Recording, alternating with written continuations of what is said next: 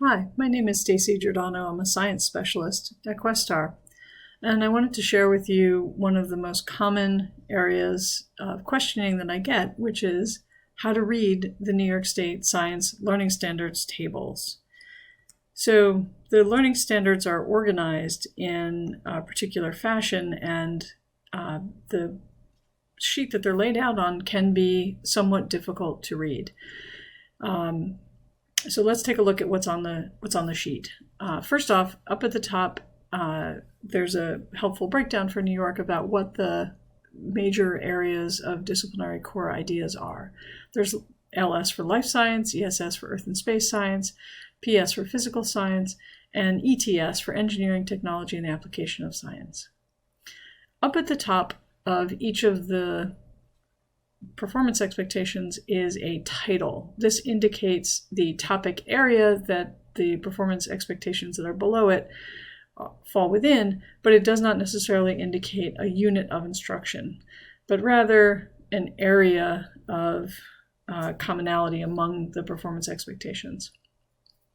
So each of the performance expectations are listed in bold, and many of them have red statements after them. And these red statements are either assessment boundaries or clarification statements that help provide some guide rails and interpretation for the performance expectations themselves. We'll talk more about what a performance expectation is, but below that are the three foundation boxes in blue, orange, and green. And these are the science and engineering practices, the disciplinary core ideas, and the cross-cutting concepts. These are the three dimensions of the New York State Learning Standards.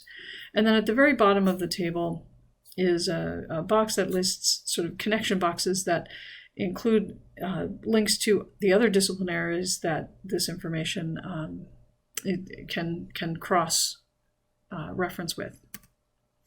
So what are performance expectations? So these are a combination of the three dimensions: science and engineering practice, disciplinary core idea, and cross-cutting concepts. These are not instructional strategies or lesson objectives.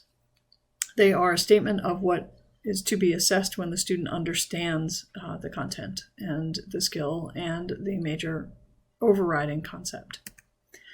So the NSTA has put together this graphic to help understand what a performance expectation is. So if the performance expectation is that students will make a chocolate cake, the baking tools and techniques are the science and engineering practices. The main idea is the chocolate cake itself, and the cross-cutting concept is the frosting, because frosting could go on cookies or brownies or whatever. So this might help sort of break down what a performance expectation is a little bit. Each performance expectation has all three dimensions. So this is a first grade life science performance expectation.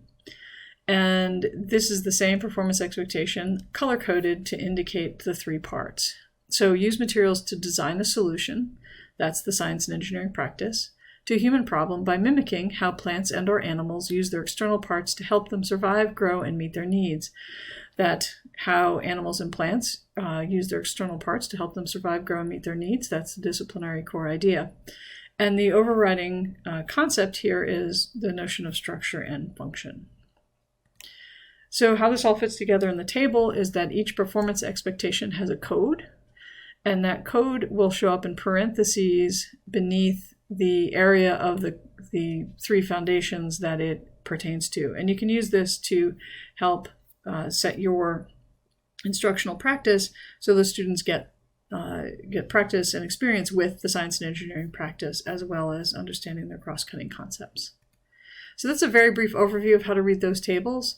If you want more information about how to implement the science learning standards in your program, reach out to questar.org and we'd be glad to help. All right, take good care.